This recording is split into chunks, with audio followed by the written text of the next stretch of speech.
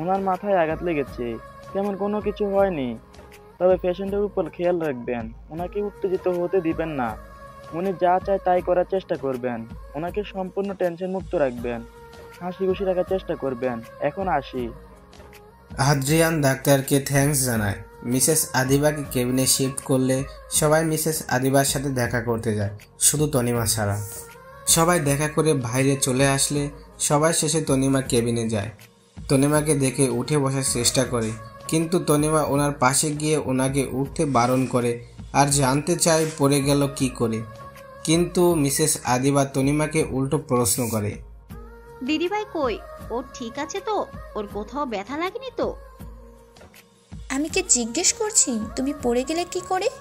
আর আদ্রিনী ভালো আছে, এখন বলো পড়ে গেলে কি করে? আসলে আমি রুম থেকে বের হয়েছিলাম, তখন দেখি দিদিভাই সিঁড়ি দিয়ে নামছে। আমি দৌড়ে ওকে ধরতে গেলে জানি না কিসে পা পিছলে যায় আর আমি পড়ে যাই। এক দীর্ঘ শ্বাস ফেলে তনিমা বলল, ওহ আন্টি তো। আর কিছু বলায় মিসেস আদিবা তনিমার হাত নিজের হাতের মুঠোয় নিয়ে বলল, তনিমা, আমার বয়স হয়েছে, জানি না আর কতদিন বাঁচবো। মরার আগে আমার শেষ ইচ্ছা আদ্রর বিয়ে দেখব, ওকে সংসার করতে দেখব। কিন্তু আদ্র বলেছে ও ওই মেয়েটাকে ছাড়া আর কাউকে কখনো বিয়ে করবে না। কিন্তু আমি মা হয়ে এটা মানতে পারি না। প্রতিদিন রাতে ছেলের কষ্ট সইতে পারি না। আমি চাই আমার ছেলে একজন পারফেক্ট লাইফ পার্টনার হোক। আমি তোর কাছে কিছু চাইবো, প্লিজ বল দিবি। কিন্তু আন্টি কি দেব সেটা তো বলো। না, তুই আগে বল দিবি। ও আচ্ছা ঠিক আছে, বলো যা চাইবে তাই দেব।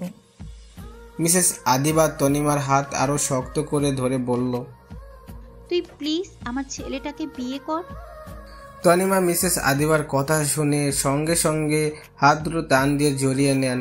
আর কিছু বলতে যাবে তখনই দরজার সামনে থেকে বলল, কি বলছো কি তুমি মা? হাত্র। আদ্রিয়ান দরজার সামনে থেকে সব কিছুই শুনেছে। কেবিনে ঢোকার জন্য দরজা খুলতেই দেখে মিসেস আদিবা তনির হাত ধরে কথা বলছে। কি কথা বলছে শোনার জন্য দাঁড়িয়ে যায়। তনিমার রসগোল্লার মতো দু চোখ বড় বড় করে তাকিয়ে আছে। আদ্রিয়ান ওর মার কাছে গিয়ে পাশে বসতেই মিসেস আদিবা তনিমার এক হাত ও আদ্রিয়ানের এক হাত নিয়ে ওনার মাথার উপর রেখে বলল, আমার মাথার উপর হাত রেখে বল, তোরা দুজন দুজনকে বিয়ে করবি। কথা দে আমাকে। আর নয়তো আমি বাড়ি ছেড়ে অনাথ আশ্রমে চলে যাব, সারা জীবনের জন্য তোদের ছেড়ে। তনিমা মনে মনে আদ্রিয়ানকে ভালোবেসে ফেলে, কিন্তু ও তো জানে আদ্রিয়ান অন্য একটা মেয়েকে ভালোবাসে। কি বলবে এখন তনি বুঝতে পারছে না। অবুঝ নয়নে তাকিয়ে আসে আদ্রিয়ানের দিকে। আদ্রিয়ানও দেখছে তনিকে। আদ্রিয়ান ওর মার কথা ভেবে বলে, তনির যদি আমাকে বিয়ে করতে সমস্যা না থাকে তাহলে আমারও কোনো সমস্যা নেই, আমি রাজি। কথাটা বলে আদ্রিয়ান উঠে দাঁড়িয়ে রুম থেকে চলে গেল। মিসেস আদিবা তনির মুখের পানে তাকিয়ে আছে উত্তরের আশায়। তনিমা চুপ করে তাকিয়ে আছে ফ্লোরের দিকে। তুমি আর আদ্রিয়ান আমাদের জন্য অনেক করেছো আন্টি, আর তোমার জন্য আমি এতটুকু করতেই পারি। আমিও রাজি। কথাটা বলা শেষ হতেই মিসেস আদিবা তনিমাকে জড়িয়ে ধরে। দুদিন পর আদিবা ভিলা বিয়ে বাড়ির মতো সাজানো হচ্ছে। এদিকে আদ্রিয়ান আর তনিমার মুখে খুশির ছিটাছাটাও নেই। ওইদিকে ইন্দ্র রাগে বাড়ির জিনিসপত্র ভাঙচুর করছে। এত সহজে নিজের ভালোবাসার মানুষকে নিজের চরম শত্রুর হাতে দেবে না, কিছু তো করবেই ভাবতেই মুখে শয়তানি হাসি দেয়। ইন্দ্রর কোনো আফসোস নেই, শিহাবের যে কোনো খোঁজ নেই। এতে ইন্দ্রর কোনো সন্দেহ নেই যে শিহাব সহ বাকি 4 জনকে আদ্রিয়ান মেরে ফেলেছে। আদ্রিয়ান কাউকে মারলে তার রক্তের ছিটে ছাটাও কেউ খুঁজে পায় না। পুরো বাড়ি সাজানো হচ্ছে। আজ সন্ধ্যায় তনিমা ও আদ্রিয়ানের হলুদ সন্ধ্যার অনুষ্ঠান, আর একদিনও দেরি করতে চায় না। তনিমা ছাদে একা দাঁড়িয়ে আছে। আদ্রিয়ান পেছনে এসে বলল, কি ভাবছো? তনিমা পেছনে ঘুরে তাকিয়ে উত্তর দিল, তেমন কিছু না। কিছু তো ভাবছো, বলছো না কেন? আমার কিছু প্রশ্নের উত্তর দিবে তুমি আদ্রিয়ান? কি জানতে চাও তনি? আজও কি ওই মেয়েটাকে ভালোবাসো? আদ্রিয়ান তাচ্ছিল্যর একটা হাসি দিয়ে বলল, নিজের থেকেও বেশি। কথাটা বলে সাথে সাথে ছাদ থেকে নেমে রুমে চলে গেল। বিকেলে মেকআপ আর্টিস্ট এসে তনিমাকে সাজাচ্ছে। হলুদ শাড়ি, হলুদের সাথে ম্যাচিং লাল রঙের হলুদের ফুলের জুয়েলারি, চুলগুলো সুন্দর করে বেঁধে দিয়েছে। মেকআপও কমপ্লিট। খুব সুন্দর লাগছে তনিমাকে, কিন্তু তনির চোখে পানি সলমল করছে। সন্ধ্যায় হলুদের ফাংশন শুরু হয়। আদ্রিয়ান ও তনিমা পাশাপাশি স্টেজে বসে আছে। সবার আগে তনি ও আদ্রিয়ানকে হলুদ ছুঁয়েছে আদ্রিনী, তারপর মিসেস আদিবা, পরে একে একে সবাই হলুদ দিয়েছে। আদ্রিয়ান মাথা নিচু করে পায়ের দিকে তাকিয়ে আসে, মুখে হাসি নেই। আদ্রিয়ান ভাবছে বাধ্য হয়ে তনি ওকে বিয়ে করছে। তনিমা আর চোখে আদ্রিয়ানকে দেখছে আর ভাবছে, এই বিয়েতে আদ্রিয়ান খুশি না, ও যে অন্য কাউকে ভালোবাসে। শুধু আন্টির খুশির জন্য বিয়েতে রাজি হয়েছে। এই বিয়ে কিছুতেই হতে পারে না। আজ আমাকে ওই রুমে যেতেই হবে, দেখতেই হবে কে ওই মেয়ে। আমি খুঁজে বের করে আনবই ওই মেয়েকে। হলুদের অনুষ্ঠান শেষ হতেই তনিমা বলল ওর রুমে কিছু কাজ আছে, আর স্টেজ থেকে নেমে উপরে চলে গেল। আদ্রিয়ান সবার সাথে বসে আছে আদ্রিনী মিসেস আদিবার কোলে। তনিমা চুপে সারে আদ্রিয়ানের রুমে ঢুকে পড়ে আর আলমারি তল্লাশি করতে একটা চাবি পেয়ে যায়। চাবিটা হাতে নিয়ে রুম থেকে বেরিয়ে যায়, দৌড়ে উপরের বন্ধ রুমটার সামনে চলে যায় আর লক খুলে ভেতরে ঢুকে যায়। ভেতর থেকে রুমটা বন্ধ করে দেয়। রুমের ভিতরে কোনো কিছু নেই, শুধু একটা সোফা আর একটা আলমারি আছে। আলমারির সামনে গিয়ে আলমারি খুলতেই দেখলো এখানে শুধু বন্দুক পিস্তল, পুরো আলমারিতেই শুধু বন্দুক পিস্তল দিয়ে ভর্তি। কি এসব? আদ্রিয়ানের কাছে এগুলো কিভাবে? কি আদ্রিয়ান খুনি নয় তো? আমি ওই দিন ওর শার্টে সেদিন রক্ত দেখেছিলাম, আর ও মিথ্যে বলেছিল। আদ্রিয়ান একজন বলতে বলতে আলমারির পেছনে আরও একটা দরজা আছে বলে তনিমার মনে হচ্ছে। আলমারি তো নয়, শুধু শো মাত্র। ধাক্কা দেওয়ার সাথে সাথে সরে গেছে। তনিমা ওই রুমটায় ঢুকে ঠাস করে নিচে পড়ে গেল।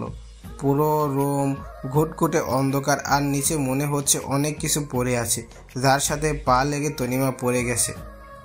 শাড়ি ধরে উঠে দাঁড়িয়ে হাত দিয়ে দেওয়াল ধরে ধরে রুমের সুইচ খুঁজে লাইট জ্বালালো।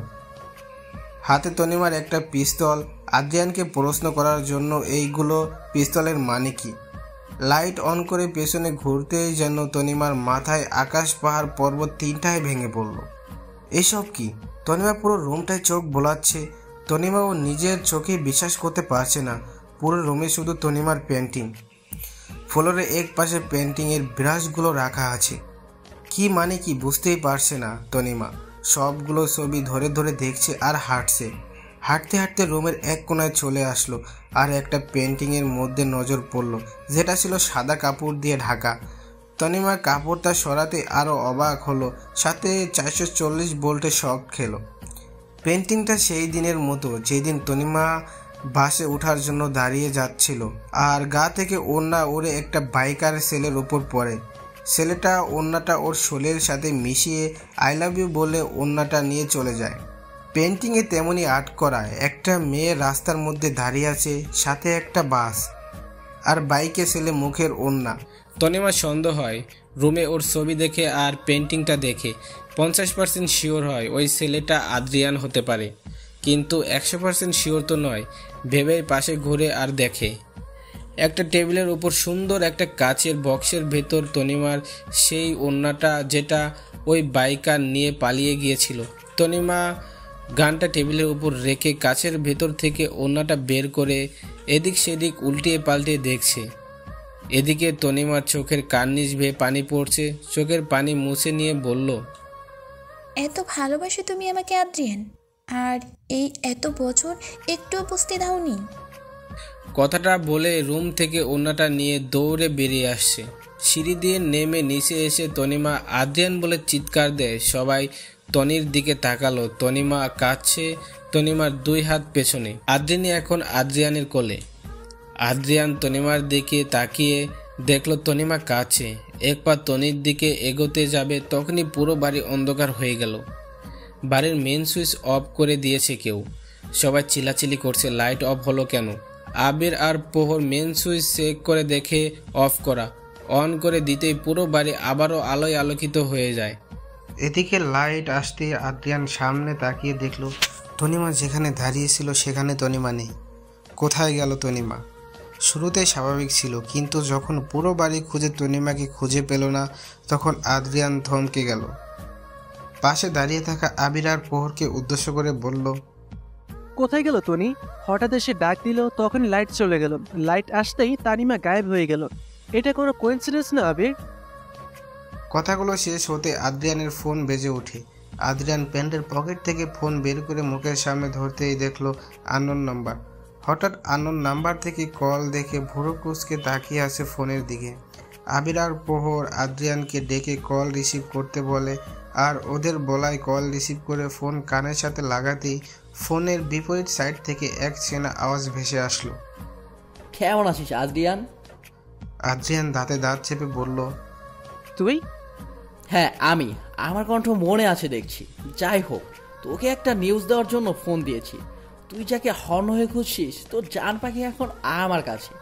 আমার প্রিয়সী, প্রিয় দবা আমার সামনে আমার বেডে শুয়ে আছে। জানিস কত অপরূপ সুন্দর লাগছে?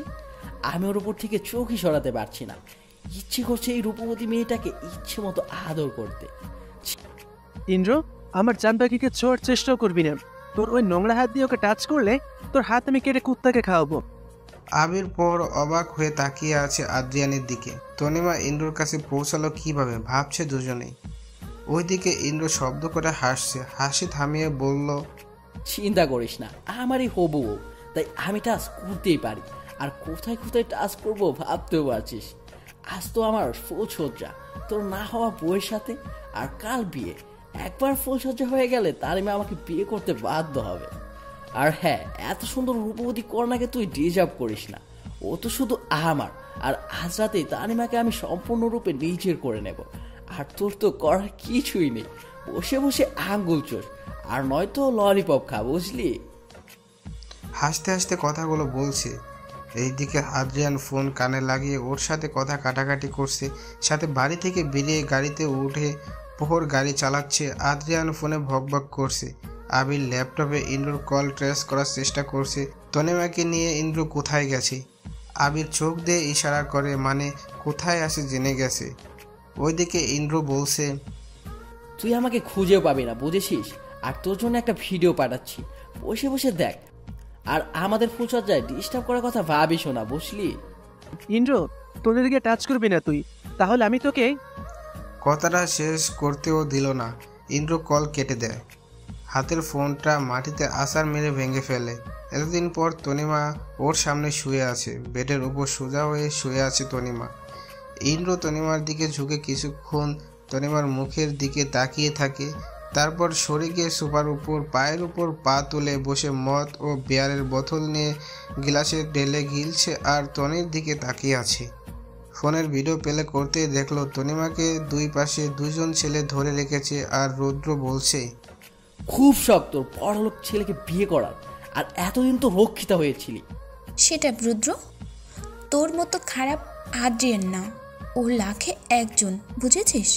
আর তুই যে আমাকে এখানে উঠিয়ে এনেছিস, আদ্রিয়ান জানতে পারলে তোকে খুন করে ফেলবি, বুঝেছিস? আদ্রিয়ান আদ্রিয়ান আদ্রিয়ান, কি আছে আদ্রিয়ানের মধ্যে? আদ্রিয়ান নাম জপ করছিস? কথাটা বলে রুদ্র তনির সামনের দিকে ওর গালে ঠাস করে চড় মারে। রুদ্র চরে তনিমা গাল কেটে রক্ত বের হচ্ছে। এই দৃশ্য ফোনে দেখে আদ্রিয়ানের রাগে মুখ চোখ লাল হয়ে গেছে। আদ্রিয়ান পোরকে বলল আরও গাড়ি চড়ে চালাতে। তনির গালে চড় মারতে দেরি, পেছন থেকে ইন্দ্র রুদ্রকে শ্যুট করতে দেরি হয় নাই। গুলি লাগার সাথে সাথে রুদ্র তনিমার পায়ের সামনে পড়ে যায়। নিজের চোখের সামনে প্রথম কাউকে মরতে দেখে তনিমা সাথে সাথে সেন্সলেস হয়ে পড়ে যায়। ভিডিও ক্যামেরা ইন্দ্র ওর দিকে ঘুরিয়ে বলল, আমার কলেজে এখন আমার কাছে, আর আমার কলেজের গায়ে হাত তোলার শাস্তি ওকে ওর জীবন দিয়ে চুকাতে হবে। সত্যি বলছি, আদ্রিয়ান তানিমাকে খুব ভালোবেসে ফেলেছে। তোর জন্য ভালো হবে তুই আমাদের পথ থেকে সরে যা। ভিডিও শেষ হতে গাড়ির ভেতরে আসার মেরে ফোনটা, ভাগ্য ভালো ফোনটার হাত পা ভাঙে নাই। ইন্দ্র ভাবেও নি আদ্রিয়ান এখানে আসবে। এখানে আসার আগে আবির পুলিশকে ইনফর্ম করে। আদ্রিয়ান ওরা পৌঁছায় যতক্ষণে পুলিশরাও ওইখানে পৌঁছে যায়। ইন্দ্রর পোষা কুকুরগুলোকে পুলিশ সামলে নিচ্ছে। আদ্রিয়ান দৌড়ে বাড়িতে ঢুকে তনিমাকে খুঁজছে। পিছনে আবির ও প্রহর আসে। পুরো বাড়ির এক একটা রুম খুঁজছে। আদ্রিয়ান সিঁড়ি দিয়ে দৌড়ে উপরে চলে যায় আর একটা রুমের সামনে গিয়ে দরজা খোলার চেষ্টা করে। দেখলো দরজার ভিতর থেকে লক। সে দরজাটায় নিজের সর্বশক্তি দিয়ে ধাক্কা দিয়ে দরজা খুলে যায়। আদ্রিয়ান রুমের ভেতর চলে যায়। ইন্দ্র সোফায় বসেছিল, তনিমা বেডে শুয়ে আছে। আদ্রিয়ান ইন্দ্রর কাছে গিয়ে শার্টের কলার ধরে উঠে ইচ্ছামতো মারছে।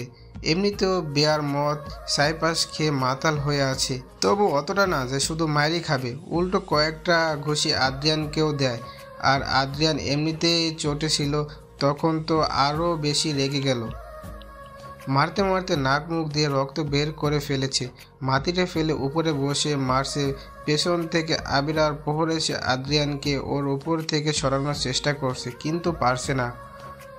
ও তো কোনো বাধাই মানছে না। হাত দিয়ে মারতে পারছে না, তাই পা দিয়ে মারছে। কিছুক্ষণ পর পুলিশ রুমে আসে আর আদ্রিয়ানকে শান্ত হতে বলে।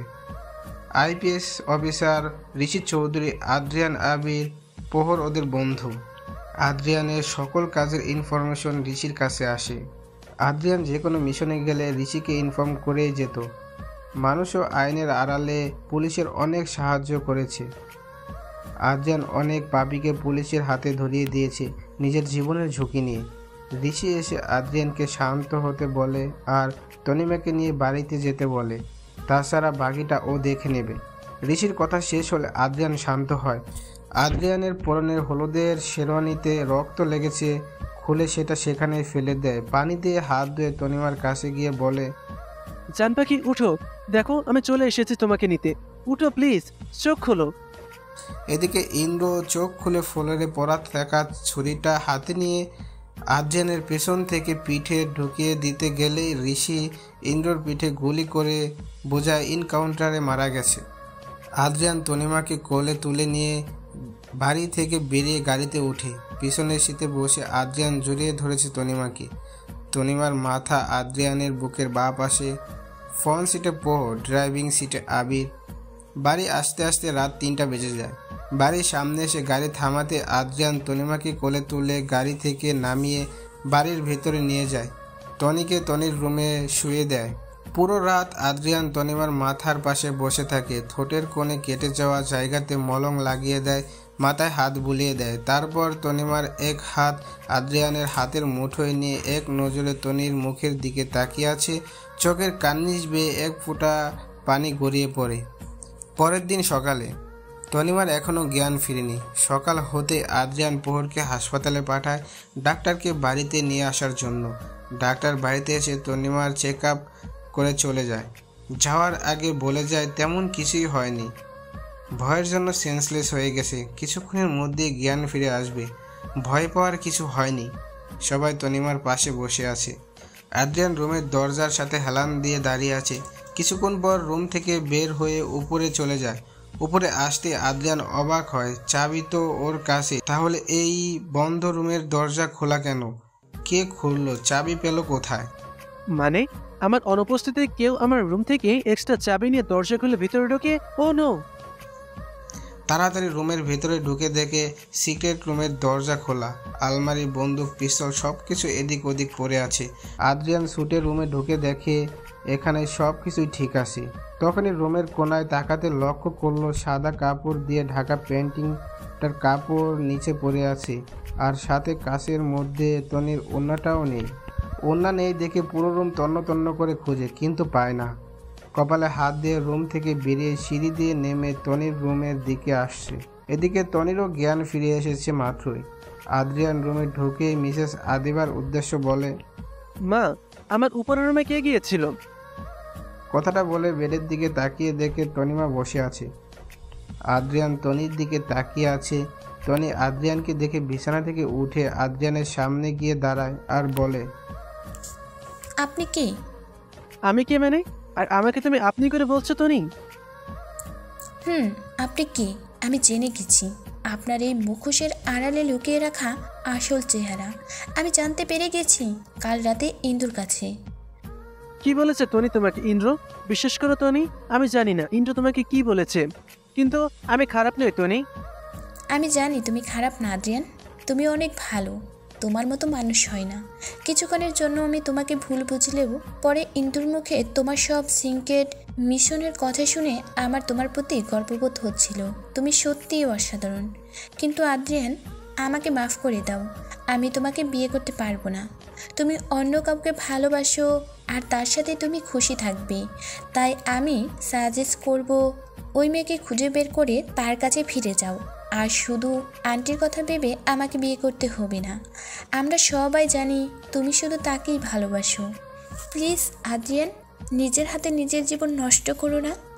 যাও আর তাকে গিয়ে নিজের মনের কথা সব বলে দাও। আদ্রিয়ান তনিমার মুখের দিকে তাকিয়ে আছে আর বলছে, কিভাবে বলবো আমি তনি তোমাকে যে আমি শুধু তোমাকেই ভালোবাসি, তুমি ছাড়া অন্য কারো কথা কখনো চিন্তাই করিনি। কিন্তু তুমি আমাকে বিয়ে করতে চাও না, তাহলে কিভাবে বলবো তোমাকে আমি আমার মনের কথা তনি? কি বলবে না তাকে যে তুমি শুধু তাকেই ভালোবাসো? আমি ওকে বলতে পারবো না তনি। কেন পারবে না তাকে বলতে? ভালোবাসতে পারো, তাকে খুঁজতে পারো সব জায়গায়, তার জন্য অপেক্ষা করতে পারো। তাকে ছাড়া অন্য কাউকে কখনো বিয়ে করবে না ভাবতে পারো। নিজের থেকেও বেশি ওকে ভালোবাসতে পারো। তাহলে কেন আদ্রিয়ান, কেন তাকে বলতে পারবে না? তনি, তুমি বুঝতে পারছো না, ও আমাকে ভালোবাসে না, এর জন্য আমি ওকে বলতে পারবো না। তুমি কিভাবে জানলে ও তোমাকে ভালোবাসে না? বলেছো তুমি তাকে তোমার মনের কথা? বলনি, তাহলে তুমি কিভাবে জানলে ওর মনের কথা? তনি, এই টপিকের কথা বলা বন্ধ করো প্লিজ। কথাটা বলে দরজার সামনে থেকে চলে যেতে নিলে তনিমা পেছন থেকে বলে, ভালোবাসি তনি তোমাকে নিজের থেকেও বেশি। না বলা পর্যন্ত আমি তোমাকে বিয়ে করব না। আদ্রিয়ান তনির কথা শুনে অবাক হয়ে পেছনে ঘুরে তাকায় আর বলে, কি বললে তুমি তনি? বলছি যে ভালোবাসি না বলা পর্যন্ত বিয়ে করব না। তুমি না একটু আগে বললে ওকে গিয়ে মনের কথা বলতে, আর এখন বলছো তোমাকে প্রপোজ করতে? কলেজ লাইফ থেকে ভালোবাসি তোমাকে, তাই তোমার মতো হতে চেয়েছিলাম। আর হ্যাঁ, মনের কথা মনের মানুষকে বলে দিতে হয়, নিজের মনের ভেতরে লুকিয়ে রাখতে নেই। এখন তুমি ডিসিশন নাও, তুমি কি করবে? আমি তোমাকে ভালোবাসি আর তুমি ওই মেয়েকে, তো তুমি কাকে চাও? আদ্রিয়ান তনির মুখে ভালোবাসা কথাটা শোনার পর ওর যেন খুশিতে আত্মহারা হওয়ার মতো অবস্থা, কিন্তু কি করে বলবে। এখন আদ্রিয়ান ঘুরিয়ে পেঁচিয়ে তনিমাকে ভালোবাসে আর ওই মেয়েটা তো তনি, তাহলে এখন কিভাবে বলবে তনিমাকে আদ্রিয়ান যে ও শুধু তনিকে ভালোবাসে আর সেই মেয়েটাই তনি? পড়ে গেল দুই নৌকার মাঝখানে। তনির দিকে করুণ দৃষ্টিতে তাকিয়ে আছে। আদ্রিয়ানের এই অবস্থা থেকে তনির প্রচুর হাসি পাচ্ছে। মুচকি হেসে তনিমা বলল, আর একটা কথা বলার হয়নি। কি কথা? তাছাড়া কথা হচ্ছে, খুব সুন্দর পেন্টিং করো তুমি, নিজের চোখে না দেখলে বুঝতেই পারতাম না। কথাগুলো বলেই শাড়ির আঁচল একটু সরিয়ে কোমরের সাইডে গুজে রাখা ওড়নাটা বের করে তনিমা আদ্রিয়ানের হাতের উপর রেখে আবারও বলে, গুড কোশ্চেন।